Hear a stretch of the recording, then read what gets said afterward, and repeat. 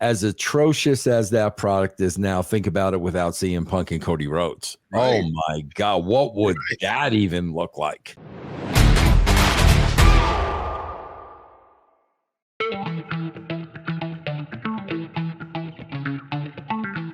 All right, let's talk about Bryan Danielson saying that WWE's top guys wouldn't have been in their positions without AEW. He said if AEW wouldn't have started, would Cody Rhodes be where he is right now? No. They have a megastar because AEW exists. Would CM Punk ever have come back? Probably not. Are these fair points made by Bryan Danielson, Vince? Yeah, I think so. I think it is fair points with those two guys. I really, really, really believe so because first of all, you know, Cody was the star of that company. And, you know, bro, let's face it, Cody's the star of that company. The WWE can't develop new stars. You know, Cody, you know, was already at the WWE. He had gone out now and brought himself to a higher level. So, yeah, I think that without a shadow of a doubt helped him get into the WWE. And Punk, listen, man, everybody saw when Punk went to AEW, the numbers increased. Everybody saw it. So that tells the WWE, yeah, man, they still really care about CM Punk. So when they had that falling out, yeah, I mean, I would agree with that statement 100%. Absolutely, yes.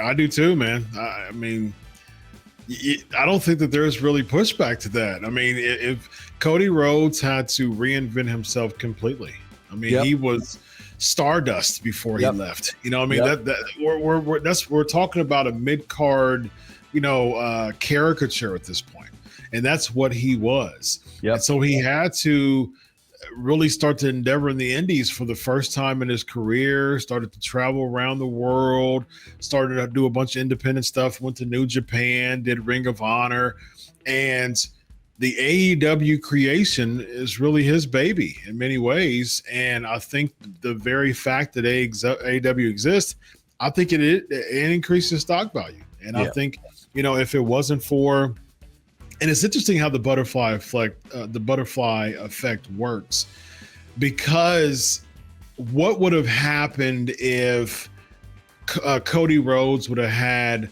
less friction with Tony Khan? Do you even think that he would have came back to the WWE if he would have had complete, you know, or at least as creative control that as he was promised before? So it's interesting to think about that, man, and you really can't argue with Bryan Danielson. No, not at all. I think he's spot on. I think he's 100% correct. Same with CM Punk, man, because it was almost 10 years before he even had anything to do with pro wrestling in-ring competition, and he didn't debut back in the WWE. I mean, he debuted for AEW. Right. You know, he was willing to come back to the sport, but not with WWE. You know, I mean, because it's been very clear that him and Triple H didn't see eye to eye. There was friction there, and he didn't come back home, so to speak. You know, but now he can't. Again, butterfly effect. Again, it started with the whole Jungle Boy thing as far as the glass, and that led to the fight, and then that led to him being away for a second, and then they built Collision, you know, to separate him from the Bucks, and then, you know, he was on Collision, and then his time in Collision didn't go too well because there was still friction, and he got tired of Tony Khan's, you know, being Tony Khan, and all that led to him saying, okay, I've revived my love for the sport. Okay, let's go ahead and bury the hatchet and go back to the WWE. So again, it makes me wonder if all those sequence of things didn't happen, would we still see Cody Rhodes and CM Punk in AEW?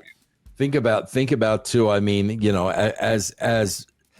as atrocious as that product is now, think about it without CM Punk and Cody Rhodes. Right. Oh my God, what would that even look like? Yeah, absolutely. I mean, Rusev left and came back. Black left and came back. So I mean, there's several people. I mean, there's rumors of Edge leaving and coming back. There's rumors of Jericho leaving and coming back.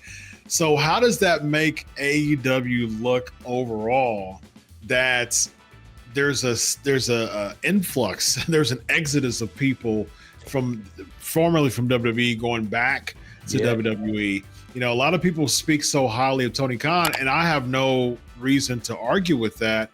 But what do you think that looks like from a business standpoint, that people are coming back to WWE? Yeah, I mean, bro, let's face it. On the surface, it looks like people are using AEW to go back to WWE. I mean, that's what it looks like on the surface. It's the bargaining chip. I mean, that's exactly what it is. Absolutely. Yeah. That's what it looks like. And that's why,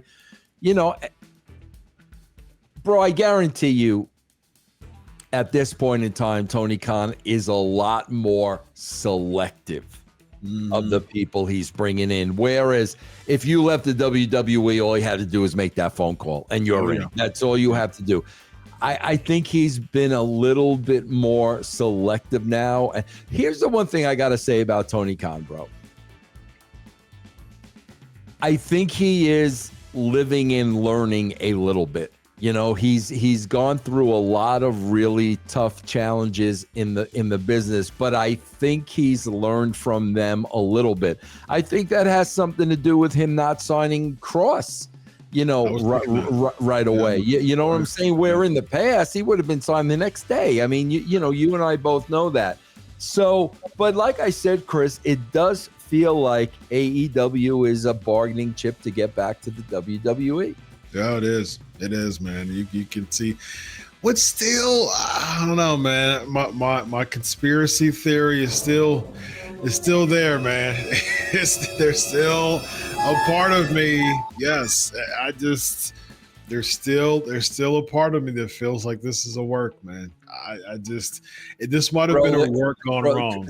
Chris, he has told me personally, it is not a work, if that helps you. I highly, highly, highly doubt this guy would lie to me. I'm just telling you. You have told me that before, and I have no reason to doubt you.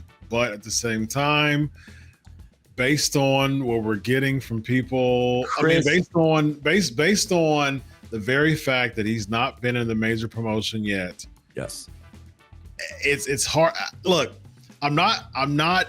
It's not a hill that I'm going to die on. That it's a work or a shoot. I'm not going to die on that hill. But it just seems kind of suspicious. Well, I just think I don't think it does, Chris, because I think somebody with some kind of pull or influence at AEW does not like him, and that's really? All. He seems like a likable guy, though. Bro, who knows? Who knows? It could have been something in their past or in their history. And Chris, that's all it takes, bro. Yeah. Vince had me signed to go back in 2002, and then Stephanie and Triple H had a problem. Okay, so it was game over at that point. All it takes is that one person who's in Tony's ear or Tony thinks very highly of to have a problem. That's all it takes. I'm trying to go through the people who could have any type of direct influence of trying to not want, Kross there. And if you talk about the people in his ear, like the elites, like a Kenny Omega or Bucks or Hangman Page or some like Christopher Daniels, I can't think of any of those people that would want to not have Kross there if it's for the sake of the business. I don't understand why. Well, again, now you're right. Someone might be in Tony Khan's ear. Chris, it's not only that. Okay, it's not only that. He's got a better half. Okay. Yes. We don't know who she dated in the past. I'm just bringing this stuff up. This stuff comes into play. I'm telling you, Chris, all that stuff. Did she date somebody, and was it a really bad breakup? Like, you don't know. So now you're not just looking at Kross, you're looking at Kross and Scarlett. So now if one of the two have heat, we've got a problem. You just don't know, bro. That's true. That's true. It's just we haven't seen, man. Kross. We've talked about this many times, how brilliant of a mind that guy is, man. And it's like he has been just under the radar. People don't even chant his name anymore. It's just the Kross, just kind of rush is just, it's past. The ship is sailed. The train is, it's left the tracks. I just don't see Kross wanting to being okay with just being under the radar with this type of brain. But bro, he was talking about. I read a tweet of his the other day. I mean, he was talking about him reading scripts for him and her. So they're getting offers outside of wrestling. You know what I mean? So, like I said, bro. I'm with you. I thought they should have signed him no matter what. I agree with you 1,000%, especially when they had that head-to-head. I'm not going to argue with you at all, but there's a reason it has not happened. There definitely is a reason it's not happened. Here's my thing, though. CM Punk was public enemy number one in AEW after, the incident at All Out, and Tony Khan still brought him back. And so I'm like, because he got into physical altercations with backstage. If he brings CM Punk back, I think anybody's on the table. But hold on for a second, Chris. Hold on. I think it's a different story, because what do we know Tony Khan is? What do we know he is? He's a freaking mark. He's a mark. He's a wrestling mark. So he was a mark for CM Punk. I mean, it's that simple. He's never worked with Kross. Kross was never really on that level. He was definitely a mark for CM Punk. Clearly it was big enough mark to give him another chance. That's for sure, after fighting his boys. Yep. So I don't know. We'll see. We'll see. The jury's still out, man. We haven't seen him back in WWE. We haven't seen him in AEW. It's just kind of. We saw him some indie stuff. Let's just throw another. Something else in there, bro. For all we know, maybe. Hold on, bro. Maybe this guy. This is envisioned in January, okay? Yes, sir. It's happening here in September. Gonna go on forever. Bro, maybe this guy looked at the numbers and had the accountants look at the numbers and break down the numbers, and maybe that guy gave him a payroll deduction. No, not deduction. A limit. Maybe he gave him a payroll limit. Maybe he said, Tony, maybe he gave him a payroll cap. Who knows? It could be it could literally be a business decision. Yeah, that's true. Well, this has been going on since January. Yeah. And now it's whatever he says. I just remember the September. That just makes me pop. Let me play for you again. I don't know what's better, September or January. Listen to them both. I've heard January too. You seem to favor September. I kind of like January. Hold on. Let's do it. This is what's been envisioned in January, okay? January, okay?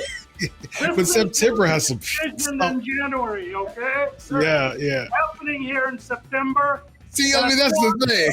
You like September. September's got some steak on it, man. I love it.